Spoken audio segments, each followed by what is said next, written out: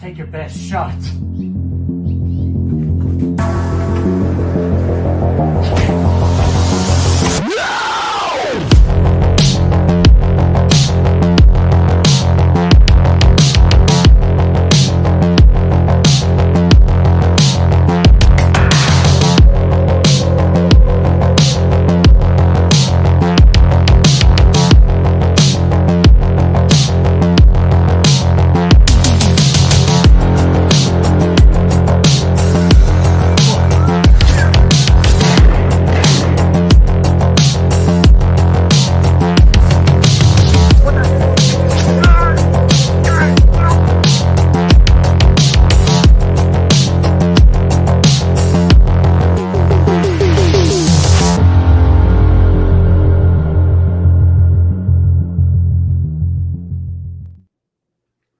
What's going on, guys and gals, and welcome to Good Real Hunting. Happy Thursday night, everybody. We got a fun stream lined up for you tonight. We're going to be giving you our not top 10. It says top 10. That's what we've been talking about. We're actually going to be giving you our top 15 most anticipated of 2025.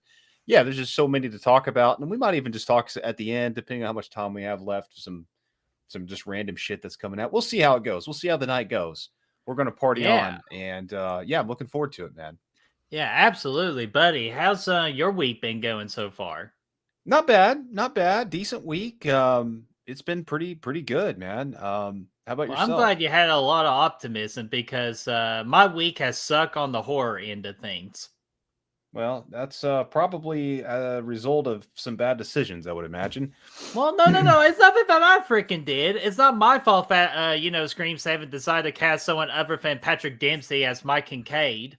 So yeah, that's stupid as hell, isn't it? That fucking sucks. Even though I had no objections, like with the guy they picked, like he's a good dude. But come on, Patrick, what are you doing? And then of course, what else we got? Oh my god, there was something else that happened earlier. Oh yeah, the Until Dawn trailer fucking pissed me off. I'm a big fan of the game, and they decided to pull on my heartstring and just stop on it. So those dirty bastards. And then, of course, as you saw in the opening intro, a legend in the director game, David Lynch passed away today. So it's just like, what the fuck is everything doing right now? Yeah, I mean, for real, man. A lot of crazy stuff this week, but I think there's still room for optimism. Really excited about it. Some of the good stuff coming out this year, hopefully good stuff. Some of the things that on our list might end up being disappointing, but we'll see what happens. Yeah, absolutely. Absolutely. Hey, it can only go up, especially with Kansas City Chiefs playing this weekend. The way, Brad, if you don't mind me just to take another minor second to address this real quick with the audience. Yeah, go ahead. Just want to say, this previous Monday, me and Brad joined Ken from Sledgehammer Horror, of course, Davey Defray, and of course, Frank from his media and reviews. We did a stream to raise money in Raymond Malaber's name, and just wanted to show this to you because you all did this. $775 was raised so far, and I did pin that link into the comic section because there is still time. If you want to donate, you do not have to. It's optional, but I just know it would mean a lot to his family. But we raised $775, and we are able to grant the last wish of Raymond for him wanting to be buried right beside his grandparents. And because of you all, we're going to make that happen for his family. So I just wanted to say I'm proud of you all. And if you want to donate, like last minute to donate, the link is in that comic section pinned. Absolutely. Yeah. Take a gander at it, man. Take a gander at it. The goals, you guys, everybody in the community has been fantastic with the goals. Far exceeded what the original goal was. So that's awesome. Absolutely. And of course, in the comic section, as you know, is below a poll. If you want us to do a feature show of the Real Horror Awards, but it wouldn't be called the Real Horror Awards, but it's just to do that same concept, but with actual non-horror movies, so we could give their roses during the end of the year stuff as well. So vote away. Let us know what you think on that. But Brad, should I say hello to the audience? Go ahead, man. Say hello. All right. Let me say my hellos here. So, Chester, what's going on there, Chester? How are you doing, buddy? We got La Mantra. What's going on there, La Mantra? Rosie, my dear, how are you, sweetheart? You know the drill. Here are all your roses. You deserve each and every single one of them, and be careful who you share them with. Who else we got in here? Oh, I had a smart ass comment. Where'd my smart ass comment go? There he is, the bastard. Zodiac C saying Isaiah Paquifo. Brad, have you ever heard of Isaiah Paquifo? I have now. Thank you, Zodiac Z, for that. I like it. The twin brother of Isaiah Pacheco. So, Yeah. Zodiac C, you freaking crazy bastard. But we're happy to have you here in the chat. Who else we got in here to say hellos to? Let's see here. We got Ryan. What's going on there, Ryan? How are you doing, buddy? We got Ashton's in the house. What's going on there, Ashton? We got Destiny. What's going on there, Destiny? How are you doing? Hopefully all is well. Besides the fact about the whole David Lynch situation, I am so sorry to hear that. Sergeant Shitty Pickles. Sergeant, how are you doing, good sir? We got Atanas here. What's going on there, Atanas? How are you doing, buddy? We got Horde Head Heather in the chat. What's going on there, Horde Head Heather? Well, I'm not sure why I just struggled right there. Tony from Flopbuster, aka Good Mijo Pictures. Hopefully, I am pronouncing that right. If not, just make fun of me or just scold me, whatever makes you happy. But Tony, we're glad that you are here. Got some time before Wolfman, so thank you so much for hanging out with us before checking out Wolfman. Who else we got in here? We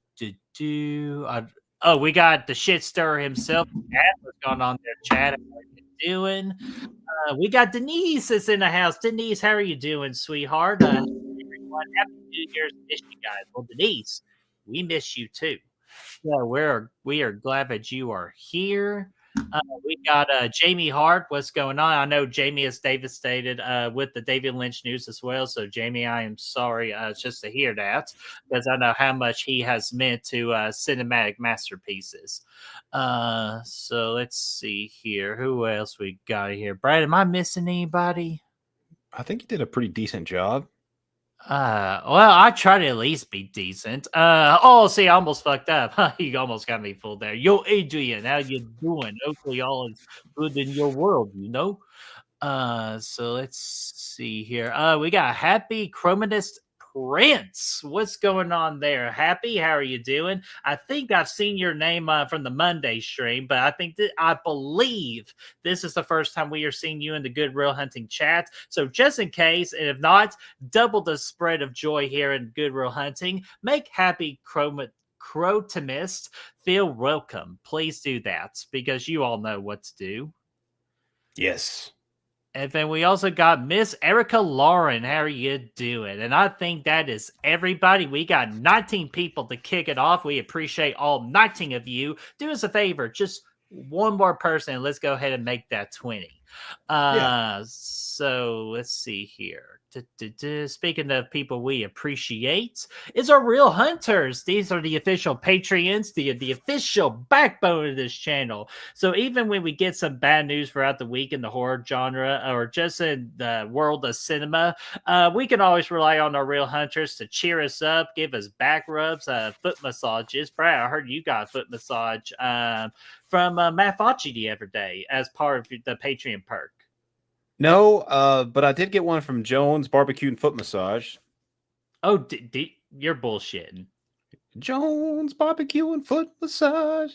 Jones oh my God. You son of a bitch. I was like, what the fuck are you talking about? But I know exactly what you're talking about. So if you want to go to or help me achieve that dream of going to that place Brad was just talking about, the Patreon link is in the description down below. Click the link, select any tier to your heart's desire so you all could be a real hunter today. But just in case if you do not want to be a real hunter on the Patreon side of things, We got YouTube memberships available as well. This is indeed the hottest ticket to be supporting the channel. And as you see right there, Raymond Malber in his honor. And thank you again, Davey Defray, for allowing us to do this as well. This is originally Davey Defray's idea.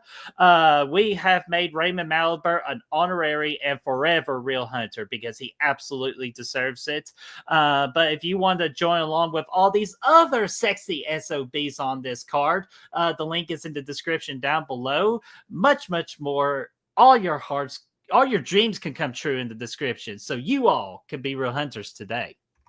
Yeah. And if you can't do any of those things, just being here, liking the video, subscribing, telling your friends, commenting, all that fun stuff helps out as well. So we appreciate those free items as well. Dude, abso-freaking-lutely. And then I thought there was one other thing I wanted to do, but I cannot. Oh, yeah, that's right. With the Patreons and YouTube memberships, me and Brad will be re-looking over the tiers and everything, and we're going to try to offer you all new stuff. And also, we're just going to try to be more interactive with you all. We want to show our appreciation, and we need to get back. Hey, Brad, how can we get back on the right track? For Chris Farley right there for Saturday Night Live. So yeah, we are looking into that so we can make your all's Real Hunter experience the best that it can be. Yeah, absolutely. We got a couple fun ideas, so we're excited about it. Hell yeah. So I want to double check the chat one more time to make sure I'm not missing everybody. Oh, Happy, I'm sorry about that. Real name's Prince. Everyone, thank you. Long live Purple fucking Rain. Purple rain. Purple rain.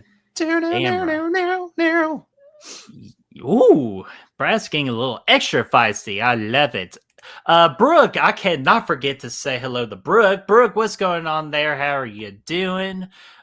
We got Brian Sanchez. What's going on? And I'm going to be honest with you. I think this is the first time Brian Sanchez has been in the chat. So you all know what to do. We need to make Brian Sanchez feel super welcome. And just in case if you've been here before, we're still going to spread the love. Yes, absolutely. And Brad just wants me to shut up and get on with this freaking thing. What do you say? Are we finally ready to get going? Let's talk some movies, man. There's a lot of good stuff to talk about. Whoop, whoop. All right, I'm going to take a break and drink on some apple juice. And Brad, are we doing any honorable mentions today? Yeah, I got several, but I'm going to see. I'm going to keep it kind of it kind of vague. These are just kind of stabs in the dark. I don't know how good they're going to be, but I saw the trailer for a couple of these the other day, and I was really excited. I thought they looked pretty good. You got The Amateur, which has Rami Malek in it. It looks like a damn Bourne movie is what it looks like. But he's basically like this tech guru that works for the CIA or something, and his wife gets murdered, and he wants to get put in the field to go track down the murderers that killed his wife or kidnapped. I don't remember what happened exactly. But they won't let him do it. But basically he ends up doing it anyway and using all of his expertise in the tech field to fuck around with these guys. And it looks really cool. So he's just going off on this vendetta and killing people in creative ways. In this trailer, it shows him depressurizing one of those floating pools, and this dude falls from the skyscraper. It looked cool as hell. Another one that looked fun was Novocaine. That one has Jack, what's his name? Quaid. Dennis Quaid. Jack Quaid. Jack Quaid. It's got him in there. He's basically, he can't feel pain, and it's kind of the same story. I think his girlfriend gets kidnapped, and he's going off to track these sons of bitches down, and he's basically like Deadpool. He can't feel pain, so he's getting all these wounds and stuff and can't feel it, and he keeps moving forward.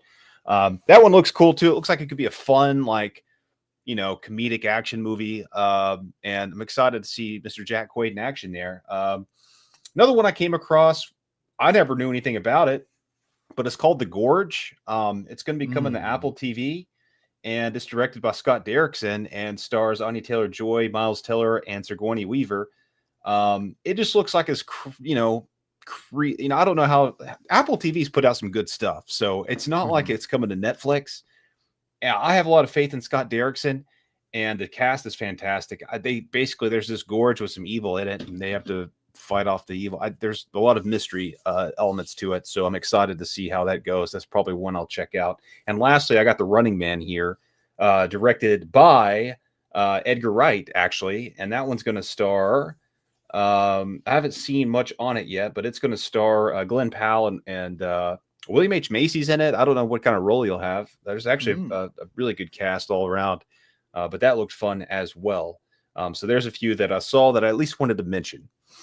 Hell yeah, dude. And especially where the Running Man is very crucial because that is part of what do we call it, Brad? Stephen King novels. That's correct. Yes. I think it might Yeah. be a short story, but yeah. Well, hey, how the world can Glenn Powell overcome the manliness that is Arnold Schwarzenegger in that movie? So that's actually that's going to be very, very interesting. But what is interesting, though, we got the horror connoisseur here. What's going on there, horror connoisseur? How are you doing?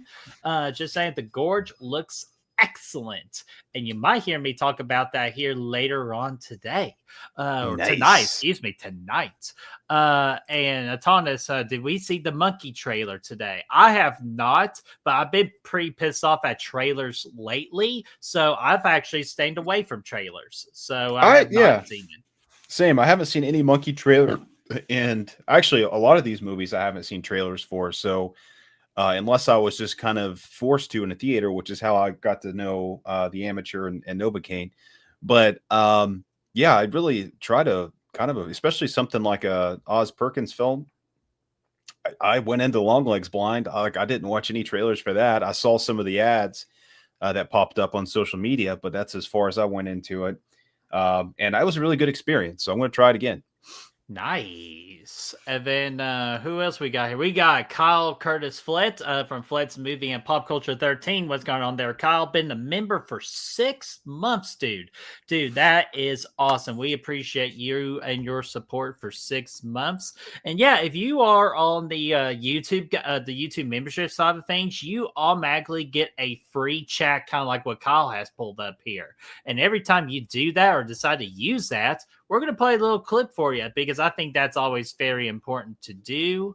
And of course, we got to bring the Nature Boy out for this one. Hell, you see this? Oh, my word. I think the guy snapped. $100 bill? It's yours. Hey. I love it. I went to rip off the $100 bills, but hey, Rick Flair, shut up. You don't get to go again. But who gets to go this time is Herbert. What's going on there, Herbert? How are you doing? Hopefully all is going well in you and your world. And we got Mark Jones. What's going on there, Mark Jones? God, brings me back to my high school days of hearing freaking Mark Jones in the hallway. I know. And we also got Big Grimps in the chat. What's going on there, Ben? How are you doing? Hopefully all is going well. And Horrorhead Heather says, I haven't been watching trailers since Pet Cemetery of 2019. Trailer or showing too much third act shit. And we couldn't agree more. Yeah, that's a good time to stop, really. I mean, I agree. Some trailers are better than others. Some do a good job of, like Flopbuster said, the monkey looks great. The trailer revealed nothing, just a sense of the tone. Looks like very 80s comedy. And I wouldn't expect that one to show. The Longlegs trailers were fantastic. I mean, I saw them after the fact, and they didn't really give away anything. It just depends on the studio, I guess, that's, doing it. So some are better than others, I think. Hell yeah. So no, and I agree too. That the first monkey trailer got me freaking reeled in, but I only just need one. Honestly, I just need a teaser trailer. And other than that, I don't need anything else because your teaser trailer is supposed to win me over to get my butt into the friggin' theater, man. But yeah, so Monkey, I do agree. It looks intriguing and I cannot wait for it to come out. Yeah, absolutely. So, all right. Brad, I don't have as many honorable mentions as you do, but Badass Fight, you did mention them all, but I got only 2 honorable mentions. I'm going to cheat with this first one if you're okay with me cheating a little bit, but I'm going to go towards the TV show and series route because this year we're going to be getting Wednesday season 2, Stranger Things the final season, and The Last of Us season 2 that starts on my birthday month. So I want to throw out those 3 shows. I am so looking forward to them. Yeah, those are all going to be fun. For sure, man. Absolutely. Mm-hmm. Hell yeah. And then my last honorable or my other honorable mention, I got the Wolfman because even though I've been hearing some things about the movie, I'm still looking forward to it. Technically, well, not technically, because I watched Peter Pan, the Peter Pan horror film last night. But this is to me my true first horror movie of 2025. Lee Winnell bringing back the Universal Monster, doing another one from his great hit of The Invisible Man, and I'm just looking forward just to see what he entails on a Wolfman film. So I'm still looking forward to that, and that is my other honorable mention. Very nice. So, Brad, let's go ahead and start. Again, as you are listening or watching, you see, I thought, like Brad said, we were going to do top 10, but we decided to spoil the shit out of you guys, and we're going to do a top 15 instead. So I will change that on the thumbnail. But hey, this is your lucky day. Yeah, extra boner movies, man. Boner 5. All right, here we go. And yes, Sergeant Shitty, there is a Peter Pan horror movie. It's called Peter Pan's Neverland Nightmare. It is the third installment of what we call the Poonenverse. Yeah. I can't believe I just fucking came out of my mouth. But anyways, the Poonenverse. Yes, that is. And later on this year, it's going to be a Bambi horror movie too. So be ready. Yeah. Okay, so my 15th spot here. This is a movie I actually had in last year's anticipated list, and I guess it got pushed back to this year, but the trailers come out. It looks solid from what I've seen in the initial teaser anyway, and that's Mickey 17. That one's directed by Bong Joon-ho, who did Parasite, which was a movie that I absolutely loved, and it stars Robert Pattinson and Toni Collette. It's like a sci-fi thriller kind of thing. I don't know much about it because I've been kind of staying a little bit, trying to go in pretty blind on it because I want to be surprised because I think it's going to be one of those movies that just, is a hell of a ride. And I want to go in on that ride at ground zero and not, somewhat more knowledgeable of it. So we're going to take the ride. I'm really excited for it though, for the director and the cast though. That's something that it's a good combination. And I think it's a movie that while it's only my number 15th anticipated, if it's awesome as I think it might be, it'll probably slide higher up at the end of the year ranking. Ooh, man, dude, good pick. Good pick. All right. Ooh, excuse me. Let's see here. First off, we got Pat Master is officially in the chat. What's going on there, Pat Master? How are you doing, my friend? I tend to see the horror in all movies, even though they are all love stories. You know what? That couldn't be more true, aka the Titanic.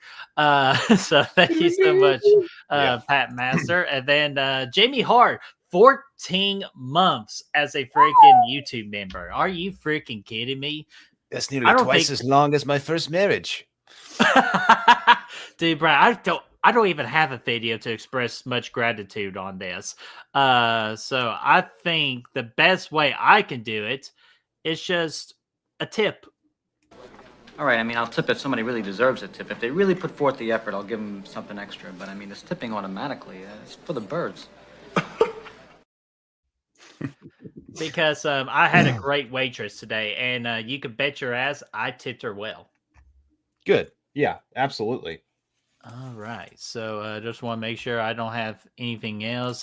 Tony does say Mikey 17 looks great. And yeah, from the trailers I saw, but I'm going to hold off on that because little spoiler, it's on my list, but I'm not ready to talk about it just yet. But what I am ready to talk about is my number 15, and that's going to be Avatar, Fire and Ash. Because for the simple fact that it's a big cinema blockbuster event, and it's going to be released in December, and usually like the big time ones like that tend to release around December as well as the May, June, July. But this one's getting a Christmas release, so I know it's going to do well in the box office. But at the same time too, I do really enjoy the first two movies, and I'm just very curious just to see where they go with this side of things, where things are going to get hot and spicy. And I'm just curious just to see how we go from water to fire. So I'm very intrigued. And plus, again, with James Cameron as well, I'm just curious. Again, just how long it's been for the second Avatar movie to be made. And he was making all of them pretty much all at the exact same time. So I'm just very curious, again, after just a long hiatus from film directing, just working on these movies, I'm always just intrigued what he's got up his sleeve. Yeah, more like fire and ass. Am I right? I'm Hey, just kidding. Hey, come I'm on sure. now. The Hey, other two hey, movies weren't bad.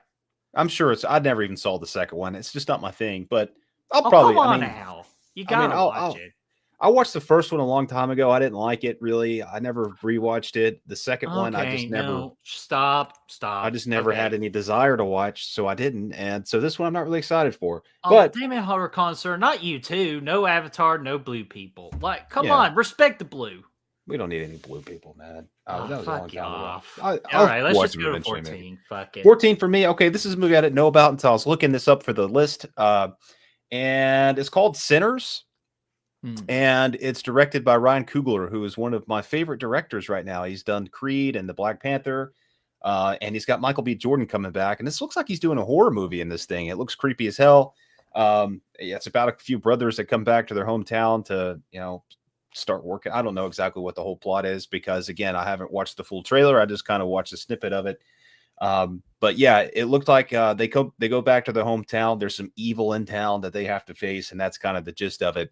But it looked like it's going to be pretty tense. It looked like it's going to be pretty scary, and I'm excited to see Ryan Coogler tackle the horror genre. I don't know if it'll be full-on horror or if that's just kind of one aspect to it, but he's a hell of a good director, and seeing him and Michael B. Jordan back together again excites me. So give me Ryan Coogler. Again, this is one that once I see it, it could shoot up higher. I just don't know as much about this one other than what I said, so it's at 14. Nice, dude. And you forgot one crucial piece in that movie if that's going to get my ass to the theater. The Queen of Buffalo. Oh, yeah. Steinfeld. Haley Steinfeld's in there as well. Yeah, Yeah, that's right. buddy. That's what got my ass to the theater. So, dude, I'm glad you mentioned it because I didn't put it on there. If I had to continue with my number 17, it would have been Sinister. So I'm glad you brought it up there. Yeah, hell yeah. Oh, sorry. Michael B. Jordan. I like the real Michael Jordan. That is a Space Jam 2 reference right there. Oh, With yeah. one of the great jokes in that movie. So I get what you're laying down, Sergeant. And we also, where is she? Veronica's in the chat. What's going on there, Veronica? How are you doing? And hopefully all is going well in your world. Yeah. And let's see here. 14.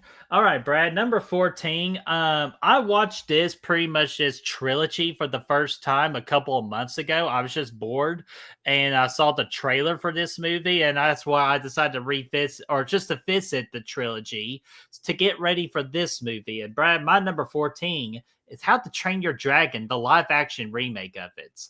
Oh, dude, that looked goofy as fuck, man.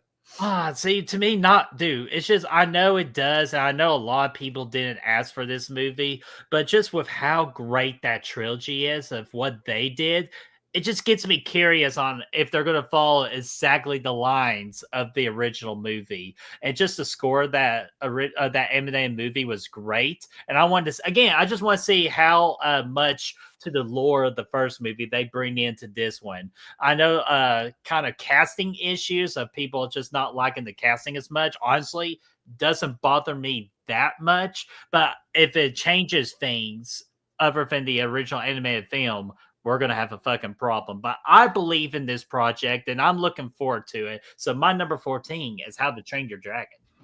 Yeah, I mean, maybe it'll be decent. I don't know. I just know they showed the trailer for that when Chris and I saw Interstellar in IMAX. And we looked at each other when they showed the dragon, and we're like, "What the fuck is this piece of shit?" Leave Toothless alone. It looked goofy You are as hell, being man. such a hater on my list so far. I'm not sure if I want to continue.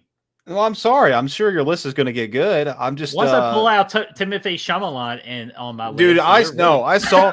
When I was scrolling through the movies and I saw one. Oh, this looks interesting. Plot Under Wraps. I love that. I click on it. Timothy Chalamet. I backed right out of it. I said I don't even remember the title of it, but I said nope, that's not going to be on the list. You dirty bastard. Real quickly was Shitty saying, DreamWorks is going the route of Disney with live action remakes. What could possibly go wrong? Yeah, another thought exactly. We know how it goes. So number 13 for me, this is a movie that could go either way. It could suck ass, but it's a sequel to one of my all-time favorite comedy movies, and that's Happy Gilmore 2. I saw the teaser a few weeks ago, and it looked actually like, I mean, I don't know. Adam Sandler has really been missing with outside of Uncut, well, basically anything he's done in the comedy genre for like the last 10 years has totally blown ass. Now Uncut Gems, fantastic, probably his best actual performance of all time, and that was a recent movie. So there's a good chance this movie is going to be complete ass and is going to Netflix, I think. So that again could absolutely mean it's going to be ass. But they did good with the Beverly Hills Cop movie this year or 2024. So there's hope. I love the first movie so much, so I'm just hoping it's somewhat decent. We're starting to kind of trend back in the right side of things when it comes to these long delayed sequels. Like Beetlejuice was pretty solid. Beverly Hills Cop was pretty solid. So we'll see what happens. If Happy Gilmore can stick the landing, that will just continue that trend. But man, Shooter McGavin's back. They're just going to do some more shit. And this is a movie I've always wanted to see, is more Happy Gilmore's character. So we'll hope for the best, but I'm going in pretty, I wouldn't even say cautious. I'll say cautiously optimistic. We're going to hope for the best and hope that it's not trash. Well, MJF's in it because you know what they said. MJF, I'm better than you, and you know it. So MJF's going to be in it, and also Ben Stiller. Yeah, Ben Stiller. He better be in the background going, "You can do it." No, I'm just kidding. Yeah. That's the other one. But no, Ben Stiller. He's like, "Hey, you better shut the fuck up, or I put you to sleep." Yeah. Can I get a warm glass of milk? Get you a warm glass of shut the hell up. I love it, man. I just hope it's decent, man. It could just end. I fully expect it to suck ass, and that's why it's as low as it is. If I had any positivity that it's actually going to be somewhat of a solid sequel, it would probably be much higher. But I'm really nervous about it. Well, but don't worry, because you forgot about the Big Yeti, which is Travis Kelce, the greatest tight end of all time, in that movie as well. Yeah, that'll make it fun too. I mean, I'm sure it'll have its moments either way. Yeah, so I'm looking forward to it. I'm not as optimistic about it because, again, kind of like the same concerns of that. It's just, it's a long-awaited comedy sequel that's just a little bit too late. So, again, hoping for good things on that as well.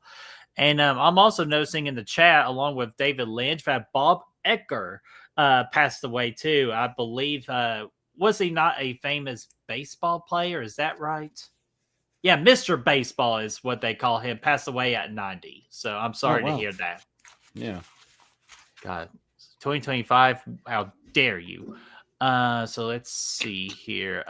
Horror Connoisseur is saying he was good in Rotisserie. I know I mispronounced the shit out of that one because I was thinking of a rotisserie chicken. But yeah, Travis Kelce was a part of that show, Brad.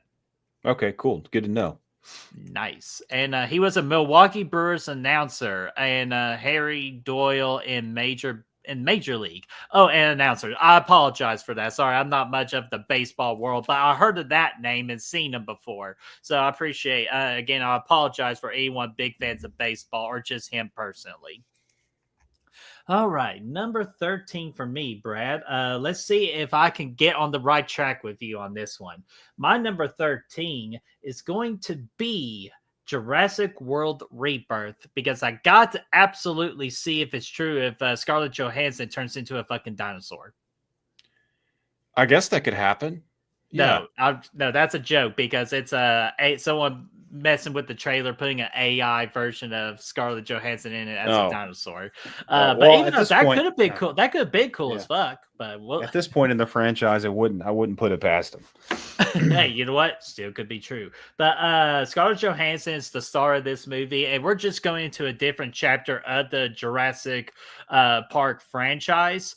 And I'm very curious because I love the original Jurassic Park, and I promise the original, but any other movies that come after it, I give it a fair chance at least. And then if I hate it, I hate it. If I don't, I'll praise the hell out of it. So I'm looking forward to it just to see where the direction of this world is going to go next. So my number 13 is Jurassic World Rebirth. Oh yeah, Birdie, I hate to say it, but that's another one that I just haven't seen the last one still.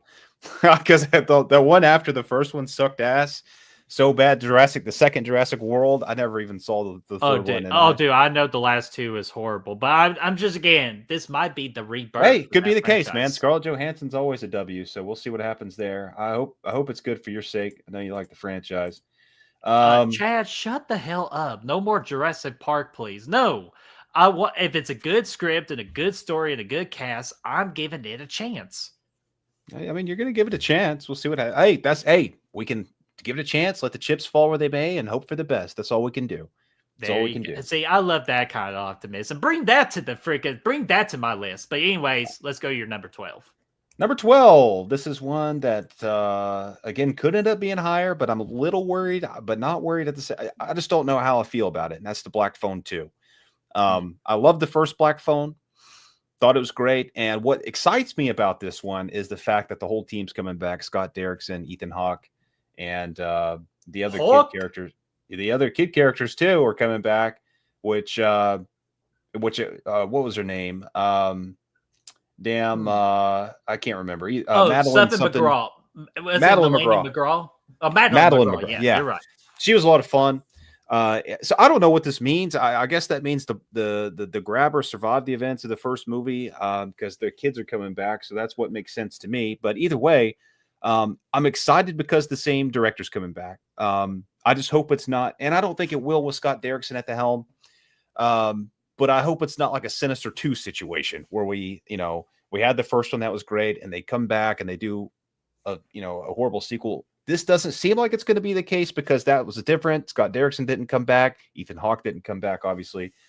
So this could be pretty solid. And again, could be way up higher on the list at the end of the year if it turns out okay. It has potential to be even better than the first one if they do something cool with it and turn the grabber into somewhat of a horror icon, even more so than he already is. I mean, they could do new things with his character that they didn't explore in the first movie. That kind of excites me a little bit.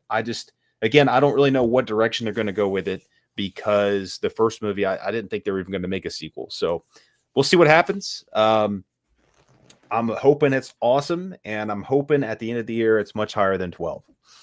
Well, I appreciate your enthusiasm with the Black Phone 2. Unfortunately for me, I just honestly don't think it was needed. But I'm definitely going to check it out in theaters and all that, and just give Scott Derrickson and Ethan Hawke a chance because if you have those two together, you're going to get good stuff. But I just don't think it's necessary. So that's why it's out of my top 15 list personally. But I will say, Brad, for my number 12, you talked about already, and I'm not going to go much into it. Speaking of Scott Derrickson, mine is also The Gorge at my number 12. And it's a lot of the same things you said. Two highly trained operatives are appointed to post across a vast and very secret gorge. And you're going to put freaking Anya Taylor-Joy and Miles Turner and Sigourney Weaver into the mix. Sold.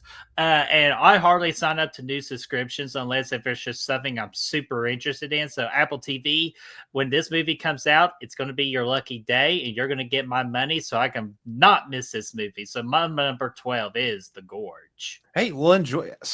Apple TV is actually solid with their original content. Shrinking's fantastic.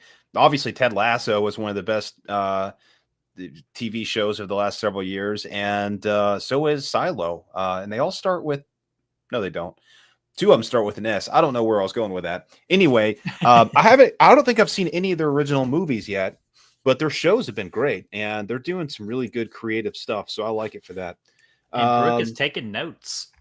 Yeah, dude, jot them down, man. Try it. Shrinking. Okay, so here's the thing about Shrinking is it's got Harrison Ford in it, and it's also got the fucking dude from How I Met Your Mother, something Steven Seagal. No, that's a different guy entirely. But the other guy, Marshall from How I Met Your Mother. Marshall, yes. They're in there together. They're psychiatrists, and Harrison Ford is just playing like his genuine, like just rough around the edges self, and it's a perfect character for him. He's like the funniest he's been like ever. Maybe he's really killing it. It's awesome. I think he maybe won an Emmy for it. I don't know. Maybe not. I might be making that up. Dude, but either way, it's an Emmy for Marshall. Yeah. Well, yeah, he's great too. Jason. Oh, Zodiac. Segel? Yeah. Thank you. Yeah, I would highly recommend that show if you're into comedy, sitcom style shows. It's fantastic. So that's that. Let's move into number 11. And I'm kind of surprised to have this on the list because I hate this particular. I don't hate him, but I've never liked any of his movies. Superman. Wasn't a fan of Man of Steel.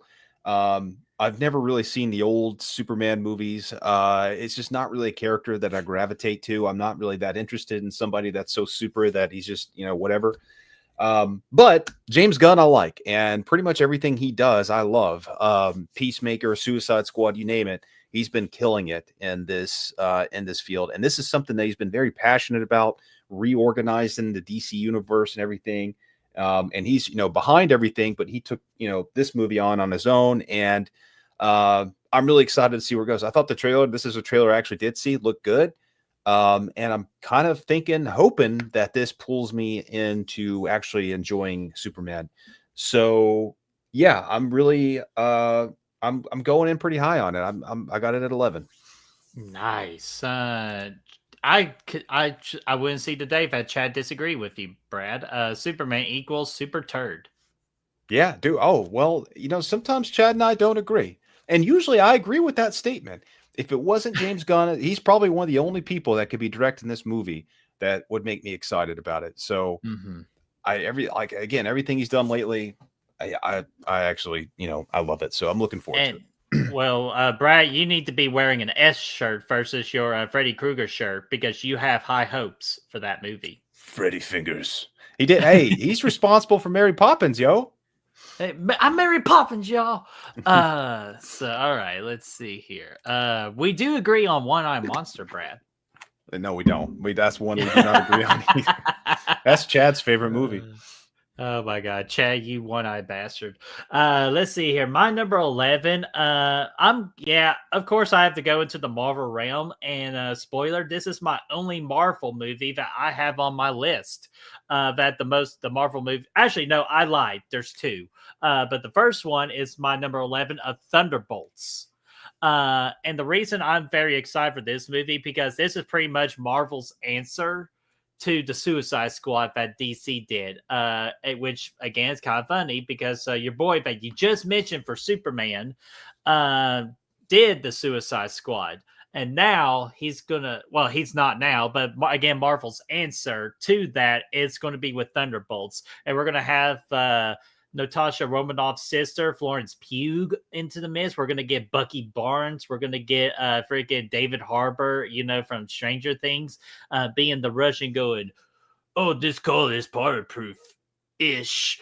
And also other interesting characters as well. So just to see all of them, like just all these bad people join together just to overcome an obstacle, which I think from my understanding that Bucky Barnes is either chasing them or he's going to be a part with them later. I think this movie's just going to be a whole lot of fun, and I'm very interested, and I'm always down for a fun Marvel movie. So my number 11, Thunderbolts. I do like some Florence Pugh. Oh yeah. Yeah, that might be your first movie on the list that I've actually see. I don't have it on my list, but I might check it out. Nice. Sorry. You might have you had The Gorge on there. That's right. I had the Gorge. So I believe that was our first movie that we agreed on being excited for. But I totally forgot about Aaron Click. So Aaron Click, I am so sorry. I am such an asshole. What's going on there, Aaron Click? How are you doing, buddy? And I'm pretty sure. Oh, there he is. Gory Tiger. What's going on, Gory? I'm sorry for me being an asshole and missing you. So we're glad you all are in the chat. Absolutely. Excited to see everybody here. We're going to move on to number 10 here, which was actually my number 1 last year for 2024 anticipated movies. Got bumped back a little bit, and it's dropped basically because the reviews haven't been good, and I've just have heard mixed things. That's going to be The Wolfman. Still very excited for it. Lee Winnell is fantastic, and I thought the trailer. This was a trailer that I saw I think before Nosferatu. And I thought it looked really good. So I still think I'm going to enjoy it. We'll see what happens. I'm hoping to see it this weekend. I just was, a little bit surprised to see the early reviews come out and stuff. So again, I'm still excited about it. And I probably, would have it higher if it was coming out later in the year. But again, the fact that I'm seeing it tomorrow, it's hard to anticipate it too much because it's, tomorrow or whenever it is, maybe Saturday. Right. But either way, I think... Yeah, I still think there's going to be a lot to like in it. I'm hoping for the best. If anybody in the chat sees it, let us know what you think, and we'll go from there. But I'm going to leave it at 10 for now, unfortunately. But yeah, it's still very, very looking forward to it. 10 for now. Lee Winnell. You dirty Yeah. dog. You say I'm the master of rhyming. Nah, I'm just kidding. My mom taught me how to rhyme. However, though, I did see Gavin's in the house. Mud Nelson, what's going on there? Gavin saying, I'm actually excited for Hard Eyes. Hard Eyes did not make my list. I'm not sure about Brass. I'm not sure if he can comment on it, but I'm very looking forward to Hard Eyes. Anytime we get a horror movie that goes after a holiday, I'm in for it. Yeah, I don't know. Bert showed me the poster for that the other day, and I said, "What the fuck is this?" He said, "It's Hard Eyes," and I said, "What the fuck are you talking?" I didn't even know it was a thing. I can't say that I'm particularly excited for it. Has Mason maybe Gooding in it. Yeah, I mean, I like Mason Gooding. Okay, we'll see. I mean, we'll see if I see it. I don't know if I'll see it in theaters or not. It might be one I catch later when it streams, but yeah, we'll see what happens. I'm not particularly excited for it. And then Aaron Click also says sometimes the mixed reviews can help you enjoy a film. You lower your expectations, and then it's usually better than those expectations. That's true. And look, Insidious 3 had kind of mixed Rotten Tomatoes reviews at least, and that's a movie that I love. So, and that's a Lee Winnell film. That's why I brought it up. But yeah, I mean, I still am very much looking forward to it, and I think it's going to be something that I really enjoy. Hold up. The very incredibly beautiful Jordana Brewster's in Hard Eyes. That part I did not know about. So thank you for that information. I love Jordana Brewster. Yeah, I haven't seen her in a minute. Yeah, I know, and I bet she still looks gorgeous. But oh, Brad, we got somebody new here. I've been talking to her through Davey Defray's channel, and I think she's finally made her Good Will Hunting debut in the chat. We got Liana. What is going on? Welcome to Good Will Hunting officially. I know you've been around other people's channels and seen some people in our chat into those other communities as well. But you know what? We still got a deal to do. So everyone in the chat, please make Liana feel welcome to Good Will Hunting. Yeah, hello and welcome. Thanks for jumping in on this fine Thursday evening. Yeah, and Brad, I just could tell you'll like her too because we talked about a little bit yesterday about True Detective Season 1. Oh, fantastic. Did you ever finish that, Birdie? No, but it's on my to-do list. It says, sorry, I'm in a playoff run right now, so I'm in the football state of mind.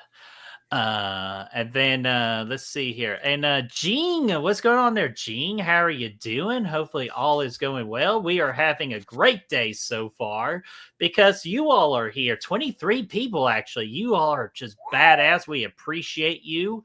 And we also got Blu-ray Addict in the chat too. So Blu-ray again, hopefully again, buddy, you are fighting the good fight and fighting off those addiction to Blu-rays. Yeah, dude, good luck with because it, I've been awful at it because I just bought me another steelbook of Your Next that just was released by Lionsgate Limited. How many do you have now? Let's see here. 1, 2, 3, 4, 5. About like almost 6 copies. Very nice. Hey, I gotta Very be the nice. Your Next Meister, so I gotta live up to that representation on that. Just like along Sebastian's representation of Good Will Hunting as well. What's going on there, Sebastian? How are you doing, my friend? Oh, Sebastian. Thanks for being here. Sergeant, what are you doing? Go watch Yeah. it. Do it. Do it now. Yeah. You should check it out. It's a solid flick. Chad. Badass Final Girl. The Yeah, best she is awesome. Final Yeah. Girl. My favorite Austrian. Yeah. Let's put another shrimp on the barbie, mate. Shrimp on the barbie. And Davey Defray, what's going on, dude? Saying, hey, everyone. I'm going to try to speak like him. Hey, everyone. On a quick break during a training class for my new job, but I had to jump in and say what's up. Hope everyone's having a great night. And we are, dude. And we appreciate you taking time out of your new job for a class and just to hang out with us a little bit. Totally. Good to see you as always, Davey. Yeah, he's going to be a presenter at the Real Horror Awards, making his debut on that. So we're very excited for him to present Best Cinematography in a Horror Film on February the 6th. And before I go to my number 10, this is the time where I'm going to have you all drop your top 5 most anticipated movies of 2025. We'll star them and we will share them once we get right before to our number one, and we will reveal your all's top fives. So go ahead, get them in the chat. Brad, if you see any, star them for me. I'll star 'em. Do it. So, all right, we're officially at number 10 now. This is going to be quick. That's why I kind of went along with the number 10. But this is quick for me. My number 10 is Wicked for Good, the second movie for Wicked. That was the primetime big box office hit from November. And I'm new to the Wicked world, so I had no knowledge of the play or anything. So I went in blind. I thought it was the best movie of 2024. If you saw our top 20 list of 2024, I did indeed have Wicked at my number one. So, of course, I had to put the second movie into my top 10. Just only at number 10, though, because at least I know what to somewhat expect from this movie. So that's not why it's higher up, but other than my other 9 movies. But I'm still looking forward to it. Number 10, Wicked for Good. Wicked for Good. All right, number 9 for me. Ashamash. Number 9 for me. Predator, The Badlands. Dan Trachtenberg's coming back, and he's the one who did Prey, directed that, which I love. That was one of my favorite movies in 2022, I think. Exquisite. I don't know much about this. Not much is on the website yet. I don't know if the cast was even on there. I don't think it was. One person's been cast, and that is Ellie Fanny. Ellie Fanny is going to be in the movie. The fact that it hasn't been, casted yet, it could be something that gets pushed back, but as of now, it's still on for this year. I think August or October or something like that. So I'll get you an exact date. I wrote it on my calendar, but continue. Yeah. Once we learn a little bit more, it might be something I get a little bit more excited about. But he did great with Prey, so I think he'll do great here. Basically doing exactly what we thought they should do, and that's take the Predator into different kind of time frames and whatnot. So I'm just looking at something real quick and see if I have it for November the 7th as of right now. November the 7th. Okay. So again, once we know more about it, then we will talk more about it. But right now, there's not much to say. So I'm just excited for it, just based on the success of Prey and how good that was. Nice. And Blu-ray agrees with you, saying, I'm pumped for the new Predator movie. I think there's also a secret Predator movie coming out as well for Hulu, which is rumored to be an animated movie. Dude, that could be interesting. Interesting, yeah. Nice. So that is Brad's number 9. We're going to go to my number 9 because this movie right here is very close to my heart. I kind of I go easy on the franchise after the first 2 movies because I know they're not the best, the very best, that is. But my number 9 is going to be The Conjuring Last Rites. This is the official last movie into the Conjuring of the Conjuring movies in particular. I'm sure they can add more add-on movies, kind of like The Nun 3 and stuff like that. Potentially they can do that, but this is indeed the actual last Conjuring movie, and I'm looking forward to it just to see how it all concludes. And just please, for the love of God, please be better than Conjuring 3. That's all I ask for in this movie, is for it to be better than Conjuring 3. Because Conjuring 3 had so much potential, and it just did not go in the direction that it was supposed to go, and it really disappointed me. So that's why I have hope for The Last Rites. So my number 9, Brad, Conjuring 4. That's the same director as the last one, though, right? If I'm not mistaken. Unfortunately. And that is Michael Chavez. Yeah, not looking forward to that one at all. Here we go. All right, so number 8. The last one blew ass, man. Number 8. This is so this one I think could be really good, but I think it could also just be a little bit too I don't know. Guillermo del Toro has a Frankenstein movie coming out this year called Frankenstein. And I've liked some of his movies. Some of them are a little bit too artsy for me, I guess you could say. But I'm excited for it. It's got Ralph Ineson in it, Mia Goth, Oscar Isaac, and Christoph Waltz as some of the cast members. And we talked about this, I feel like a few weeks ago on some stream we were doing, or maybe it was I don't remember, but I've always wanted somebody to create a new updated kind of Frankenstein movie So yeah, this seems like a cast that could do it. And Guillermo del Toro is a dude that has a lot of good experience in the horror genre. He's a very talented director, for sure. So I think it could be something that's really good. Yeah, so give it to me. I'm excited for it, man. I think it's a tale as old as time, and we're ready to see a good modern adaptation of it. So let's see Frankenstein. And I want to say, Brad, we probably mentioned it on the tier list when we maybe were talking about Nosferatu or something, with something including Universal monsters and everything. Yeah, that might have been the case. Possibly. Yeah. So Yeah. let's see here. But yeah, I'm looking forward to it. I've died 45 years before in order to continue experiments with Dr. Victor. Yeah, it looks cool. I mean, the cast is fantastic. So let's see it. Oh man. So let's see here. Number 8.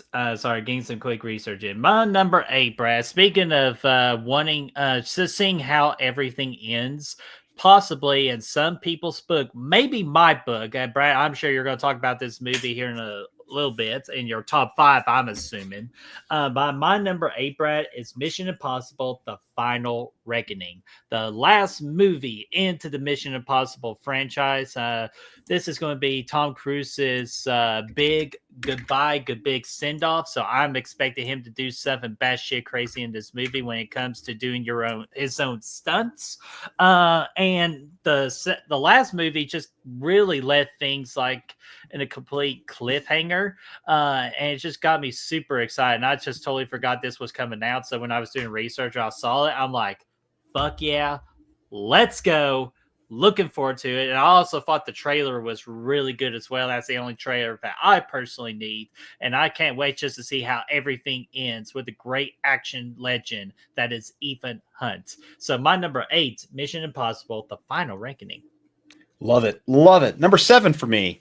The Companion, I guess is what it's called. I've seen this trailer a lot lately. It's got Jack Quaid. It's got Sophie Thatcher, directed by somebody, Drew Hancock. And I think it's produced by the same people who did Barbarian, I think. Maybe. Yes, correct. Because they showed that in the first trailer. Yeah, so I thought the trailer didn't show a lot of what's actually going on. So there's a lot of I'm just intrigued to see how this story is going to unfold. The trailer has 2 people. It starts off, if you haven't seen the trailer, it's the one that looks like it's going to be a damn comedy, a rom-com or something. It's like we invite you to a romantic night of dinner or whatever, and it's got Jack Quaid and Sophie Thatcher at a table, and she looks really like uncomfortable and or at least maybe not at the beginning of the trailer. She looks fine. But then later in the movie, she's like fucking putting he rolls this candle out towards her and starts burning her fucking hand. And she's crying, but she's not really reacting outside of that. I don't know. It looks crazy. I don't know what's actually going on there, but I'm really looking forward to it. It's a very intriguing looking movie that again kind of feels like a Barbarian kind of deal, like with how zany and stuff it is. So I'm looking forward to it. Zany's not a good word at all for that, but either way, looking forward to seeing how that plays out. So that's one that I'm really excited about. Oh, hell yeah, dude. And just for those in the chat that do watch trailers, I highly implore you, do not watch the second trailer for Companion, because I heard it spoils a lot of things about the movie. So do not see it. Good to know. Like the trailer. Go watch the movie, but not the second trailer, because it'll spoil things. I haven't seen the second trailer, luckily. So good. So I highly suggest avoiding it, and hopefully the Wolfman doesn't play that particular trailer. So we'll find out. Let's see here. My number 7, Brad. I'm not sure if you heard this project. Correct me if I'm wrong. It's a little movie, and I saw a trailer like last month for it, and it instantly shot into my top 10. Death of a Unicorn, A24's movie with Jenna Ortega and Paul Rudd. Pretty much in short, they accidentally hit a unicorn and they use it for evil purposes, or excuse me, like selfish purposes. And then they realize there's a second unicorn out there and it's fucking pissed off. So are they going to survive? Stay tuned and find out. But pretty much what won me over was Jenna Ortega and Paul Rudd in the A24 horror movie about fucking killer unicorns. I don't need to say more. Number 7, unicorn, Death of a Unicorn. I don't need to say more because if that doesn't sell you, I don't know what will. They've really stretched their legs over there, haven't they? Yeah, but Anyway. dude, anything A24 is going to be really great or really shitty, but so far, Yeah. really great. Yeah, that's intriguing. Yeah, I haven't heard of it, so that's one I'll actually look forward You to. should For watch the sure. trailer. It doesn't give much away, so. Nice. Number 6 for me. I tried not to put too many sequels on here, but I couldn't help it. I did at least put it a little bit lower than I really wanted to put it, but that's Nobody 2. Nobody was my second favorite movie of 2021, I think, was when it came out. I think it was 21, yeah.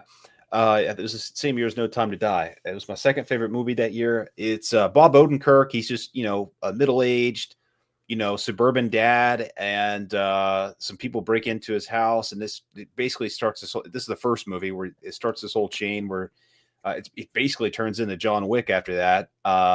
And we find out that he was like this prior fucking assassin or whatever. I don't think he was an assassin, but some kind of fucking high up military. I don't know. Either way, he was badass in the movie. A lot of great action sequences. I think it's produced by the same people as John Wick, if I'm not mistaken.